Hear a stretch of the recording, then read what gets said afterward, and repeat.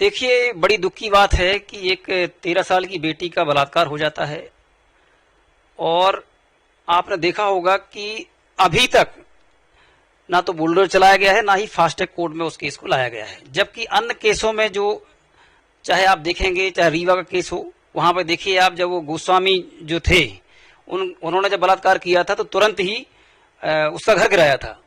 लेकिन यहाँ क्योंकि बहुजन समाज की बेटी है, तो आप देख रहे होंगे कि अभी तक सरकार, इतना बड़ा आंदोलन खड़ा होने के बाद सरकार को ही मालूम है ये कम से कम 5 लाख से ज्यादा लोग इकट्ठे होने वाले हैं, इसके बाद भी सुस्त है।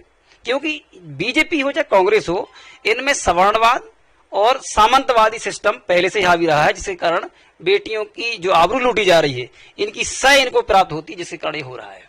आप जिस प्रकार से ओबीसी, एसटी, एससी व भीम आर्मी व जैस इकट्ठा हो रहा है, अभी तक अगर मध्य प्रदेश की बात की जाए तो बहुत कम देश, बड़े बड़े 3-4 संगठन इकट्ठे हुए हैं, शायद हुए भी नहीं, ज्यादा बहुत कम जनसंख्या हुए। और जिस प्रकार से हुंकार भरी जा रही है, तो क्या स्थिति रहेगी, कितने लोग संभावना आएगी? देखिए, ओबीसी, एसटी, एससी पहले से ही एक है। वो तो उच्च वर्ग के, जो उच्च वर्ग नहीं बोलेंगे, वो सामंतवादी मनुवादी लोग बोलेंगे उनको, है ना। उन्होंने ना हमको तोड़ के रखा है। तोड़ के मतलब कि मैं बड़ा हूं तो आप छोटे हो, तो इससे छोटा वो है, इससे छोटा वो है। ये इनकी एक पद्धति है। आरएसएस जो है ना, इसकी एक सिस्टम है, मनुस्मृति एक सिस्टम है कि जिससे कि बहुजन समाज को गुलाम बनाए रखें, एक के नीचे एक करके, और वो श्रेष्ठ बना रहे। तो ये आपको मैं बता दे रहा हूं कि अब भीम आर्मी, ओबीसी महासभा एवं ओबीसी और अन्य जो संगठन है, या जैस और आदिवासी पार्टियां, या जो भी हमारी बहुजन समाज की पार्टियां हैं, ये जान चुके हैं कि बीजेपी कांग्रेस से कुछ होने वाला नहीं है। क्योंकि इनके ऊपर आरएसएस बैठा हुआ है। वो सिर्फ और सिर्फ एक ही चीज दिन रात सोचता है कि बहुजन समाज को गुलाम बनाना है, और गुलाम लगभग कुछ बना भी चुका है। लेकिन आज जो ओबीसी, एसटी, एससी की एकता जो आपको दिख रही है, वो इसलिए क्योंकि जब 13-13 साल की बेटियों की इज्जत लूटेंगे, 14-14 साल की छोटू मिश्रा ने, एक और नया केस आ गया जिसमें एक लोधी समाज की वो गाय चराने गई थी तो उसको आबरू से खेला। इसके बाद आपने देखा होगा कि जो वहां पे जो बेटी है, जिस अरुण मिश्रा ने, जो बलात्कारी है, उसने मतलब बलात्कार किया। तो ये केस जो है पहले इस तरीके से नहीं आते थे, और इसलिए नहीं आते थे क्योंकि बहुजन समाज जो है वो एकता में नहीं था, उनके संगठन एकता में नहीं थे। आज सब साथ में मिलकर काम कर रहे हैं, जिसके कारण ये केस भी सामने आ रहे हैं। नहीं तो ये सब चलता रहा है। और टीवी क्यों बताएगी? मीडिया तो आज भी इतने बड़े आंदोलन को बताने के लिए तैयार नहीं है, जबकि भारत वर्ष में कहीं ऐसा आंदोलन नहीं होने वाला है जैसा कि ये आंदोलन हो रहा है। कम से कम 100 संगठनों का तो समर्थन है, और वो संगठन जो एक एक संगठन अपनी बहुत बड़ी ताकत रखता है इस देश के अंदर। तो हम लोग बहुजन एकता पे काम कर रहे हैं, बेटी को न्याय दिलाएंगे। और हमारे ललित सर हैं, तुलसीराम सर हैं, आप जानते ही होंगे इन लोगों को। तो आपको पता हो, पाखंड के खिलाफ तो हमारे लोग इतना इसलिए आगे जा रहे हैं क्योंकि उनको मालूम है कि सबसे बड़ा दीमक जो है इस देश के अंदर, वो है पाखंड। क्योंकि हर घर में आज भी आप जाओगे तो कहीं ना कहीं ये यहाँ क्यों रखा है, ऐसा हो जाएगा, झाड़ू यहाँ रख दो वैसा हो जाएगा। मतलब इतना ज्यादा डर पैदा करके रखा है, और इनका डर ही इनका पैसा बन गया है। मतलब इन्होंने उस डर को कि भैया जूते यहाँ नहीं रखना है, चप्पल वहां नहीं रखना है, मतलब ये सब जो सिस्टम इन्होंने बनाया है सिर्फ डर पैदा करने के लिए बनाया है। ऐसी कोई पद्धति होती नहीं है। इंसान में अच्छी भावना रख सकता है, लेकिन फिर भी जो ऊपर वाले बैठे हुए हैं कि मतलब बलात्कार के सपोर्ट में उतर गए।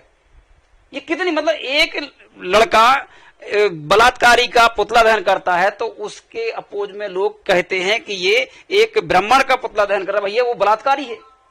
हम तो ये कहते हैं कि ब्राह्मण समाज को ये सोचना चाहिए कि तुम्हारे समाज से इतने ज्यादा बलात्कारी निकल क्यों रहे हैं, या तुम्हारी समाज के जितने भी मतलब तुम्हारी समाज के पाखंडी हैं, वो कम से कम मसलने की अगर बात करेंगे तो ये समाज बैठा नहीं रहेगा शांत।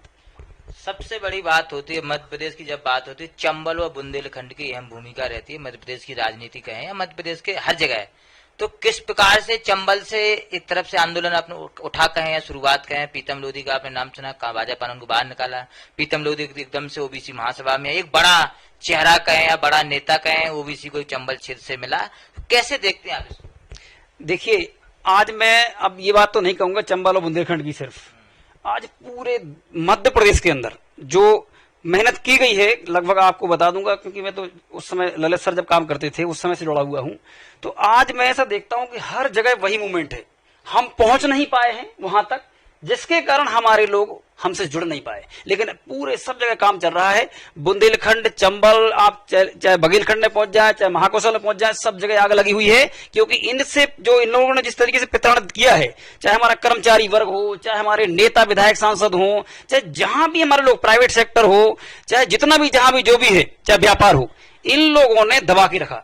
हमारे लोग अगर आज ट्रैक्टर की एजेंसी खोल लें तो हमारे लोग जो पहले अगर किसी सवर्ण की दुकान है ना तो उसको कर्ज करके दे देंगे, लेकिन हमारे लोग अगर खोल लें तो उनका देना भी बंद कर देंगे, ट्रैक्टर भी नहीं देंगे उन्हें। तो ये बहुत सारी व्यवस्था है जो इन लोगों ने फॉलो की अभी तक। और आप इस आंदोलन में आपकी अहम भूमिका रहती है, लगातार आप ओबीसी एसटी एससी की लड़ रहे हैं, आरक्षण के मुद्दे भी आपने लगातार उठाए हैं, तो इस आंदोलन का क्या असर पड़ेगा मध्य प्रदेश सरकार पर? देखिए, मेरी कोई भूमिका नहीं है। सब समाज इतना बड़ा अगर खड़ा नहीं हुआ था तो एक महेंद्र सिंह लोधी अकेला कुछ नहीं कर सकता, ठीक है। आज हाँ, ये जरूर है कि मैं लगातार लगा रहता हूं, क्योंकि हमें दर्द है हमारे समाज का पता कि वाकई हम प्रताड़ित हो रहे हैं, शोषण हमारे साथ हो रहा है, अत्याचार हमारे साथ हो रहा है, संवैधानिक अधिकार हमें नहीं मिल रहे हैं और हमारे लोगों पर अत्याचार बढ़ते जा रहे हैं, जिसके कारण हम लोगों को अब अपनी जान पे खेल के भी ये लड़ाई लड़नी पड़ रही है। हमारे साथ महेंद्र सिंह लोधी थे, ओबीसी। राजधानी समाचार news coming report, Bhopal. Subscribe now and press the bell icon. Never miss an update.